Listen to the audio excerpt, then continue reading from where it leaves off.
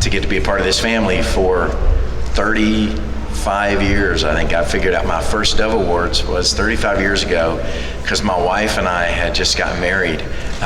We just celebrated our 35th wedding anniversary. So that's something I'm very excited about, is 35 years with the love of my life. That is, thank you all. Thank you. The inspiration for many of my songs that a lot of people know me for, songs like I Will Be Here.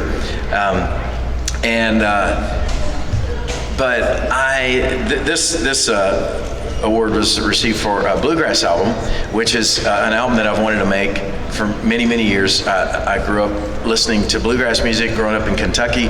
First memories I have as a little boy were of hearing bluegrass music. My dad played bluegrass music with his buddies. So, and I got to have my dad, who just turned 80, be on this album with me. He sang on it, played guitar. My brother sang on the album with me. I got to have some of my heroes, Ricky Skaggs, sang on it with me, Gary LaVox of Rascal Flatts. So it was just a very special project. My dear friend Britt Milligan, who I got to, he stood with me to receive this award tonight. He was here and I got to bring him on stage. He's produced the last several albums with me and is just a dear friend. So that's exciting for me to get to celebrate that with a friend. My family and I and my music has taken, I've tried to share the journey of the last 11 years. 11 years ago, when our youngest daughter went to heaven and went to be with Jesus, and walking through very dark valleys, and having the support and the prayers and the encouragement of this community has been amazing. And to be able to continue to make music that talks about the hope that we have, the hope that has sustained me, kept me alive, kept me sane, mostly. I'm excited to be a part of a celebration of 50 years of the Dove Awards. It really is pretty amazing, pretty incredible. And I've been a part of a lot of those years, so I've seen a lot of change. So that's exciting. And I'm excited to be the grandpa of 6 amazing little ones now. So that's all amazing. And then lastly, because my wife is here, the mother of our sons who have a band, Colony House, who have a new album coming out in January that I think is one of the most amazing recordings ever made. I, of course, would, because I'm a proud father, but mark it down.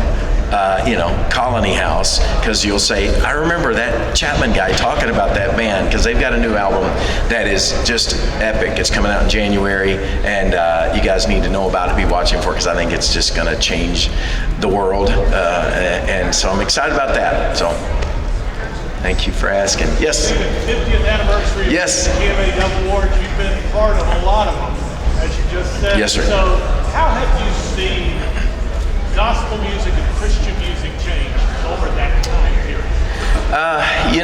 I've often said this. I've seen so much change, in terms of just the style. I mean, when I first came, my first Dove Awards, actually, I can remember Striper performing, and everybody looking at each other going, with this is surely Jesus is going to come back right now and say, stop this, what is this? And it was amazing just to watch how in shock we all kind of were.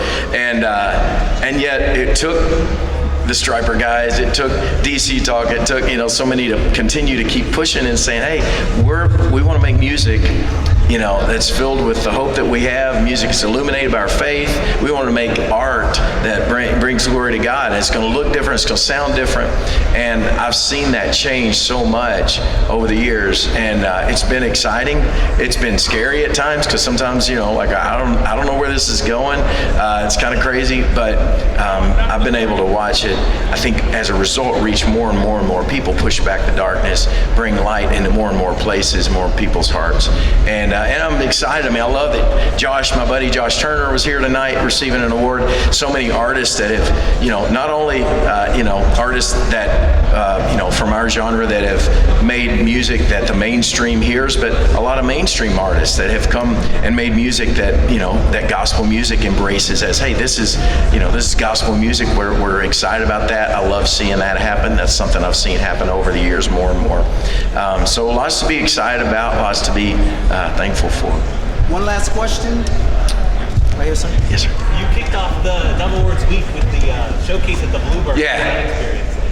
That was amazing. I think it's the first time we've done that, kicked off the week with a songwriter night, which is, what I love most. So those that know me, first and foremost, I'm a songwriter, and kind of where it all started for me.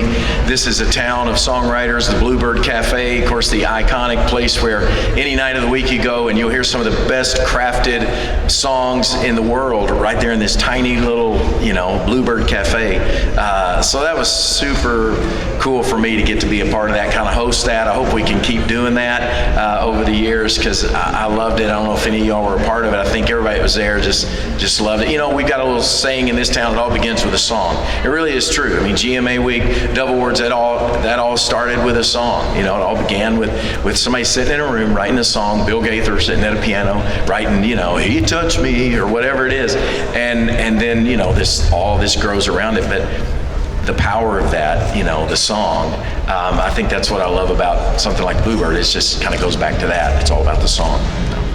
We had one more question. I'll try to get to it real quick if I can. Are you seeing Bluegrass fans show up at your concerts now? You know what? A little bit, I am. You put Ricky Skaggs on a record. It's kind of like everybody, of course, has to, because he is like, a bluegrass deity. He's like the king, and so I have had some bluegrass fans come, and those that know my music through the years, I've always tried to sneak it in, even if I'm doing, the Great Adventure, whatever. If you listen real close, you'll hear every now and then a banjo will show up somewhere. I've just been able to bring it a little more up in the mix over the last few years. For a long time, it's like, you got to put that way down in the mix. People are going to get the wrong idea. You got a banjo in there. You can't do that. But thankfully, it's like front and center on this record. So, bless y'all. Have a great night. Thank you.